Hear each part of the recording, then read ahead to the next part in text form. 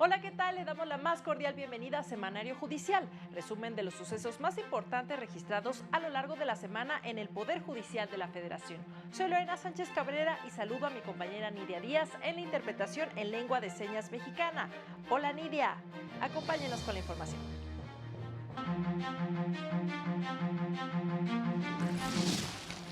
La Corte determinó que el Senado incurrió en omisión al no designar a 3 comisionados del INAI. Es ilegal cancelar la pensión por viudez a beneficiario por contraer matrimonio, determinó la segunda sala. La fortaleza del Poder Judicial se sustenta en la unidad y vocación de los juzgadores, aseguró la ministra presidenta Norma Lucía Piña. La Corte se ha consolidado como tribunal constitucional y factor de equilibrio entre poderes, afirmó el ministro Javier Lainez.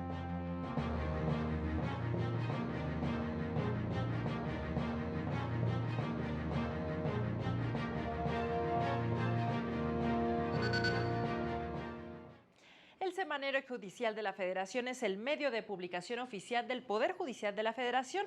Hoy es un sistema digital de acceso público que compila, sistematiza y difunde los criterios obligatorios y relevantes emitidos por los órganos facultados del Poder Judicial Federal. El semanario fue creado por decreto del presidente Benito Juárez en diciembre de 1870, ante la necesidad de difundir los criterios emitidos por los tribunales federales. Desde 1871 hasta la fecha, la información está dividida por épocas. A partir de mayo de 2021 inició la 11ª época. Emulando este sistema de divulgación e interpretación de órganos de impartición de justicia, ahora le ofrecemos a ustedes un resumen de las actividades de los órganos de impartición de justicia federal, resumen de noticias que busca, como el Semanario Judicial, mantener la cercanía con la sociedad, así como brindar las mejores herramientas que favorezcan el acceso a la justicia de todas las personas. Y esta semana el Pleno de la Suprema Corte resolvió una controversia que promovió el INAI, reclamando la omisión del Senado para designar a 3 comisionados. Por mayoría de votos, el Pleno de la Corte declaró que hay omisión del Senado para designar a las 3 personas que ocupen las vacantes de comisionados del INAI y que le ha impedido al Pleno del Instituto desempeñar algunas de sus funciones por falta de quórum. No se debe perder de vista que la obligación constitucional del Senado de realizar el procedimiento y hacer la designación no es un acto discrecional o potestativo, sino un acto correspondiente a sus facultades exclusivas, pero de ejercicio obligatorio. Sí prevé un plazo específico para que la Cámara de Senadores inicie, desarrolle y concluya el procedimiento de designación de comisionados del INAI, y dicho plazo comprende los 60 días previos a que se genere la vacante por conclusión del cargo que se debe cubrir. Los 469 días que han transcurrido al día de hoy, desde que se generaron las vacantes, excede cualquier plazo razonable y por lo tanto se configura la omisión del Senado en sus facultades del ejercicio obligatorio en los 2 primeros casos y 103 días desde que se generó la tercera vacante. Entre los argumentos de la mayoría estuvieron que la omisión deriva en violaciones del derecho de acceso a la información de las personas y rechazaron que esta determinación invada facultades del Senado. A mi parecer, los entes colegiados del Estado mexicano no deben quedar disfuncionales por falta de quórum. La vocación de la Constitución en estos casos es clara y siempre será la de contar con órganos de autoridad funcionales, no desintegrados, o peor aún, sin ser el caso, creo yo, deliberadamente incompletos. Más de 7,000 recursos que se encuentran ahorita sin ser atendidos. Quienes votaron en minoría explicaron que el Senado no tiene un plazo específico para realizar los nombramientos y que hubo actuaciones suficientes del propio Senado para considerar que la omisión no existe. Al no haber un plazo establecido para que el Senado elija a las personas comisionadas, no existe de inicio un parámetro obligatorio para que se cumpla con la designación. El Senado ha venido realizando actos tendentes a lograr ese objetivo. Al haber sido desechado el proyecto de la ministra Loretta Ortizalf, el asunto será returnado para que un ministro que votó por la existencia de la omisión presente un nuevo proyecto en ese sentido y con los efectos que tenga esta resolución, que será analizado en los primeros días del segundo periodo de sesiones de la Corte. Para el canal del Poder Judicial de la Federación, Mario López Peña. Y esta semana el Pleno de la Corte también eligió a la terna para ocupar el cargo de magistrada de la Sala Regional Especializada del Tribunal Electoral del Poder Judicial de la Federación. La propuesta fue enviada al Senado, órgano encargado de designar a la nueva magistrada para un periodo de 9 años. Las aspirantes son Correa Alfaro Nancy, Cruz Valle Araceli Yalí y Guevara y Herrera María Cecilia. En la sesión del martes, el Pleno determinó que el Poder Ejecutivo de Campeche no tiene facultades para modificar la solicitud de presupuesto del Instituto Electoral Local. Por ello, invadió un artículo de la Ley de Presupuesto de Egresos de Campeche. El Poder Legislativo debe analizar y determinar si es dable autorizar o modificar los recursos a lo aprobado originalmente por el Instituto Electoral de Campeche y de estimarlo así deberá tomar las medidas indispensables para que se haga la transferencia a dicho instituto. En caso de no autorizarlo, deberá motivar adecuadamente esa decisión. Al resolver otra acción, el Pleno declaró válido que la Ley Electoral de San Luis Potosí aumentara de 3 a 3.7 el porcentaje de votación válida para que los partidos políticos accedan a diputaciones por el principio de representación proporcional. La determinación del porcentaje de votación requerido a los partidos políticos para acceder a diputaciones locales bajo el principio de representación proporcional es una cuestión que cae dentro de la libertad de configuración de las entidades federativas. También validó que esa ley exija a las personas candidatas a presentar la llamada declaración 3 de 3 para solicitar su registro. Por su parte, las salas de la Corte resolvieron asuntos relacionados con derechos del consumidor, secuestro exprés y pensión por viudez. La primera sala de la Corte determinó que las aerolíneas comerciales deben indemnizar a los pasajeros a quienes se les niegue el abordaje por la sobreventa de los vuelos. Al resolver un amparo directo en revisión, la sala analizó el artículo 52 de esa ley. Esa norma establece que, en caso de que haya sobreventa de un vuelo, las aerolíneas tienen que proporcionar a elección del pasajero alguna de las siguientes opciones: el reintegro del pasaje, el transporte en el primer vuelo disponible, además de la cobertura de alimentos y hospedaje a cargo de la aerolínea durante el tiempo de espera, o bien la reprogramación de su vuelo en una fecha que convenga al pasajero. De acuerdo con el último párrafo del artículo, deben indemnizar por lo menos el 25% del valor del boleto en caso de elegir la primera o la tercera de las opciones referidas. La sala argumentó que la segunda opción niega de manera irrazonable la posibilidad de que los pasajeros sean íntegramente resarcidos, lo que es inconstitucional. En otro asunto, la primera sala resolvió que es válido el incremento de las sanciones en casos de secuestro exprés cuando el delito es cometido por ciertos servidores públicos o por quienes se ostenten como tales. La segunda sala determinó que la pensión por viudez no debe desaparecer al contraer nuevas nupcias o vivir en concubinato. De acuerdo con la sala, es inconstitucional que se establezca que el viudo o viuda que contraiga matrimonio o se une en concubinato recibirá como única y última prestación el importe de 6 meses de la pensión de viudez que recibía conforme a la ley del ISSSTE. Para el canal del Poder Judicial de la Federación, Mario López Peña. La ministra presidenta de la Suprema Corte y del Consejo de la Judicatura Federal, Norma Lucía Piña, aseguró que la fortaleza del Poder Judicial se sustenta en la vocación de sus juzgadoras y juzgadores, en la unidad y en el compromiso y la responsabilidad con que actúan de cara a las personas. Durante un encuentro que sostuvo con las y los juzgadores del estado de Morelos, afirmó sentirse orgullosa de pertenecer a la Judicatura Federal, al tiempo que reconoció el compromiso de las personas juzgadoras federales, de quienes dijo son autónomos e independientes. Recordó que las y los consejeros de la Judicatura Federal, al igual que ella, permanentemente visitan los diferentes circuitos judiciales para conocer de primera mano las necesidades y problemática que enfrentan. Y una comitiva de ministras y ministros recibieron la conclusión de la primera parte de la consulta que realizó el partido Morena en la Cámara de Diputados, que tiene como propósito impulsar una nueva reforma judicial.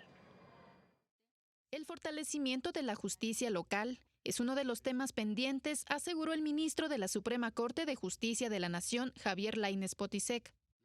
También no olvidar el mejoramiento y el fortalecimiento de la justicia local, que es la puerta de entrada del ciudadano a la justicia. Es decir, la justicia local es la puerta de entrada donde el ciudadano se confronta a un mal juicio familiar, a todos los temas que más le pueden doler.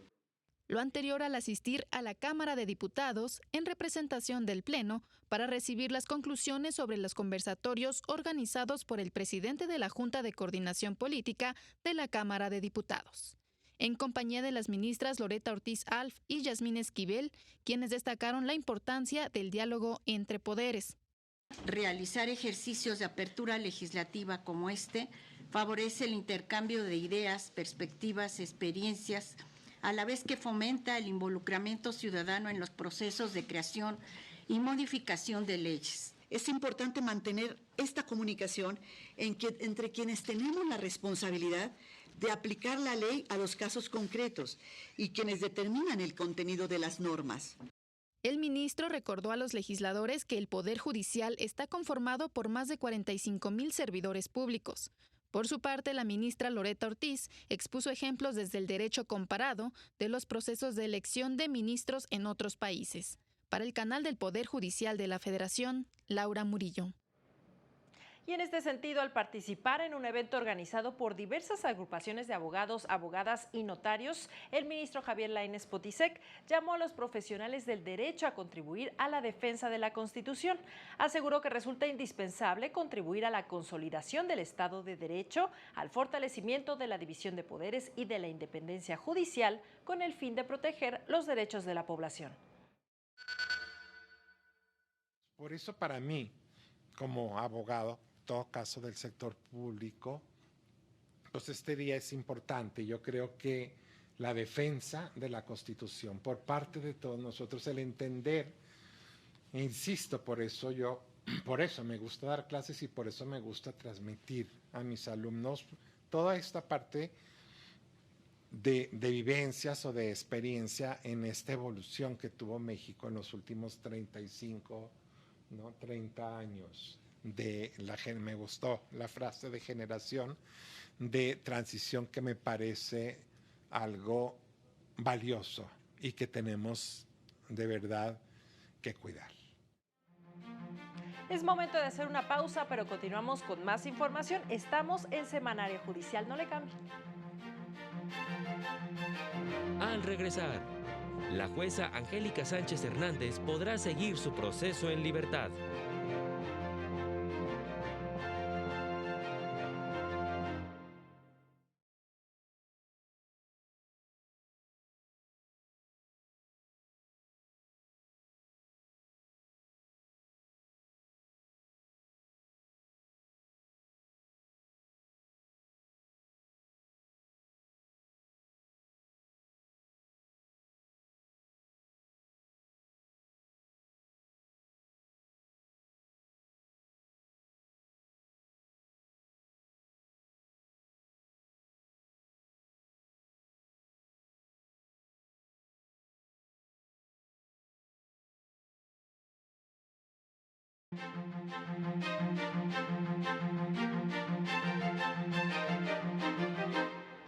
Gracias por continuar con nosotros. Juezas y magistradas compartieron con las cámaras del canal del Poder Judicial de la Federación lo que significa para ellas dedicarse a la profesión del derecho. Esto en el marco del Día de la Abogacía, que se conmemoró el pasado 12 de julio. Es una tarea apasionante, es un quehacer que nos involucra en la sociedad y que tiene una importancia primordial, porque podemos estar de cualquier lado de la abogacía, podemos estar representando a personas que están siendo vulneradas en sus derechos. Para mí ser abogada es un compromiso con la sociedad. No me imagino hace algunos años cómo algunas mujeres pugnaban por estudiar la licenciatura en Derecho.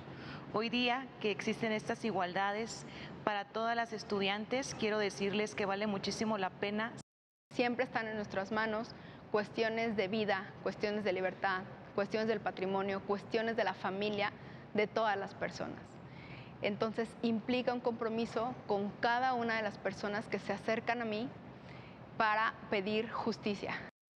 El poder poner todos los talentos al servicio de la defensa de los derechos humanos, de los derechos de la familia, de todos los derechos de las personas, la defensa de la dignidad humana.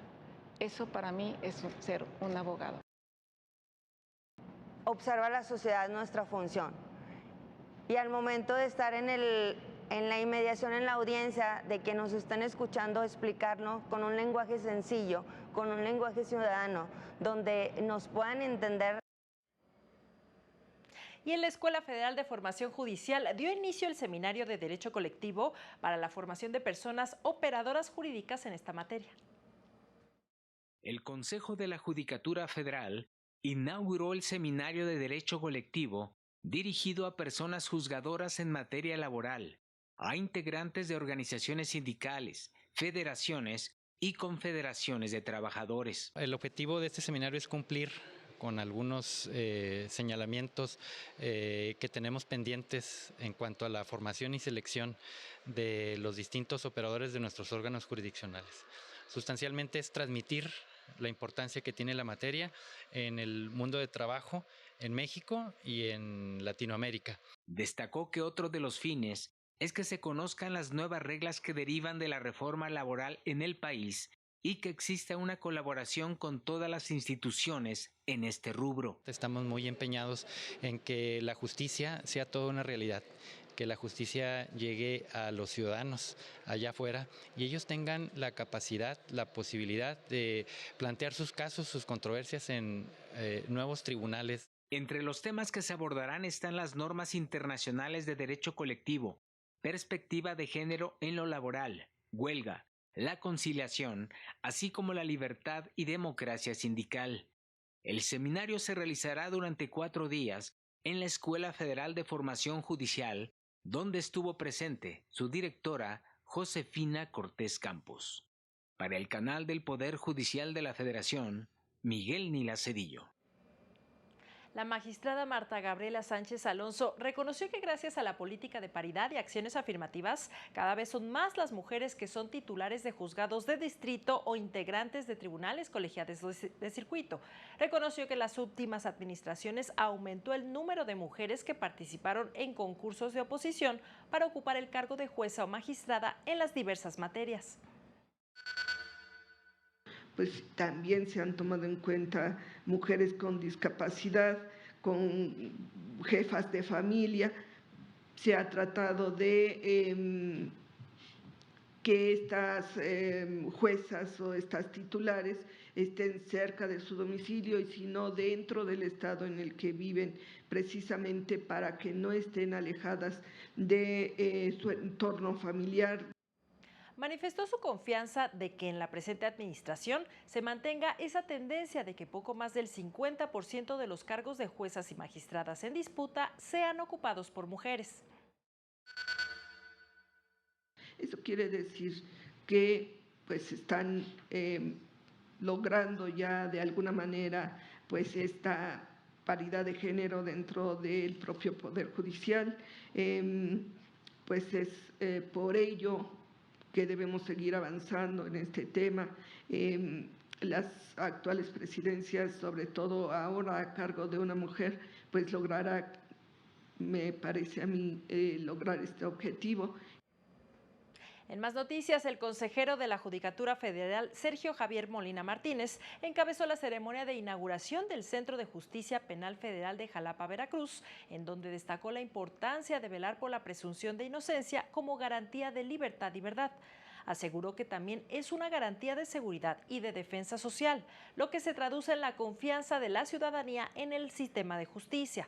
De a conocer que en los últimos 12 meses han ingresado a este centro 791 asuntos, ha realizado 1.278 procedimientos de ejecución y celebrado 2.869 audiencias. Y el consejero de la Judicatura Federal, Alejandro Sergio González Bernabé, se pronunció a favor de abordar el tema de la discapacidad desde la perspectiva de género para evitar que las más de 580,000 personas con alguna discapacidad en el país sigan sufriendo doble discriminación. Indicó que si bien existen importantes sentencias de la Corte que reconocen, por ejemplo, la capacidad jurídica de este sector, el derecho a una vida independiente, a la participación política, el acceso al empleo y el derecho a la igualdad, es indispensable impulsar acciones que garanticen su pleno desarrollo.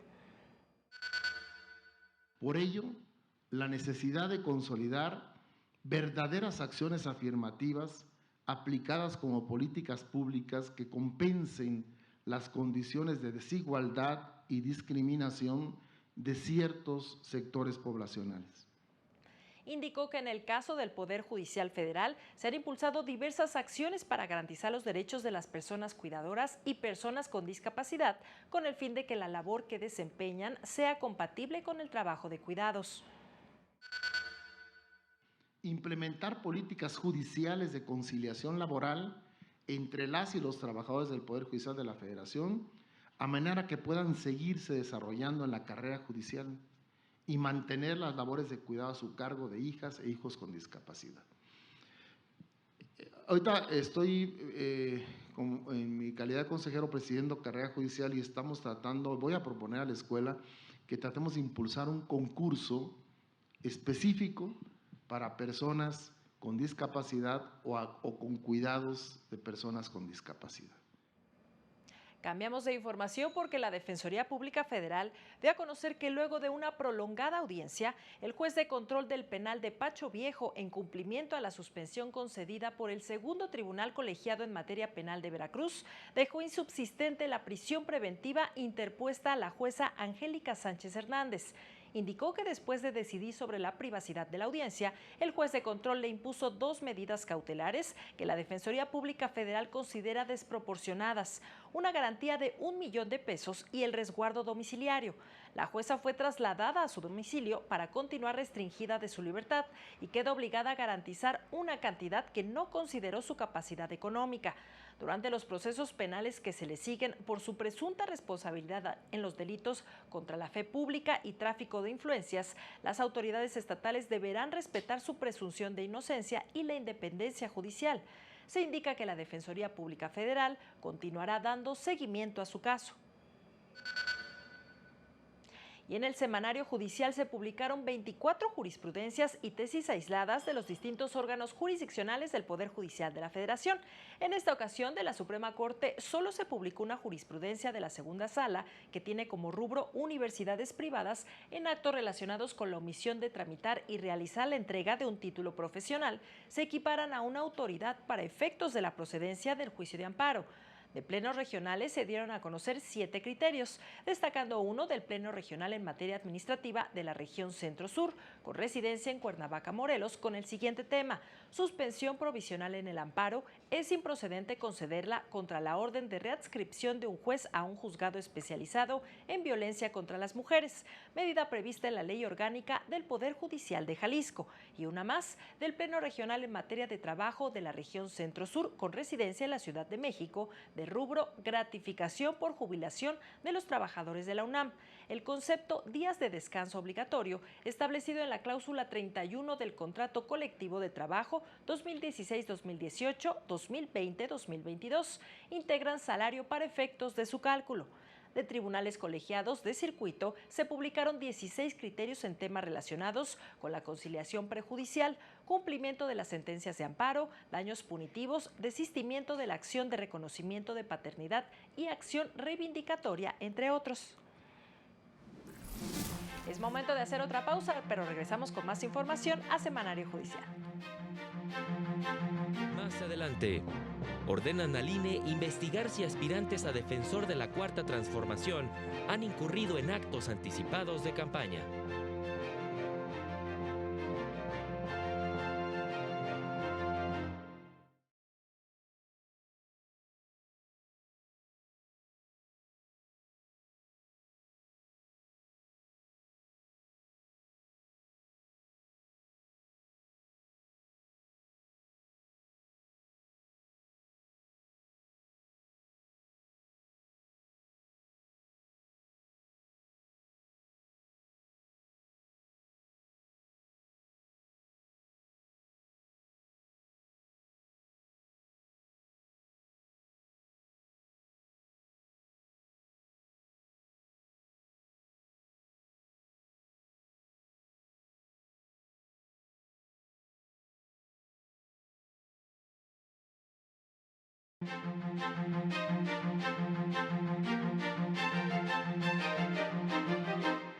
Ya estamos de regreso y ahora con temas electorales. Por mayoría de votos, la Sala Superior del Tribunal Electoral revocó el acuerdo de la Comisión de Quejas del INE que negó las medidas cautelares solicitadas en contra de los aspirantes a defensor de la Cuarta Transformación. La Sala ordenó emitir un nuevo acuerdo en el que determine si los hechos denunciados violentan el principio de equidad en la contienda y, de ser así, dicte las medidas para detener los actos que podrían constituir una infracción para evitar daños irreparables al proceso electoral. Por otra parte, la Sala confirmó el acuerdo de la Comisión de Quejas del INE, en el que ordenan al presidente abstenerse de realizar pronunciamientos bajo cualquier modalidad sobre temas electorales en respeto a los principios de neutralidad e imparcialidad. Es así como llegamos al final de este espacio, como siempre agradeciendo su compañía e invitándole a mantenerse en la señal del canal del Poder Judicial de la Federación. Soy Lorena Sánchez Cabrera y a nombre de todo este equipo le deseamos que siga disfrutando su fin de semana. Hasta pronto.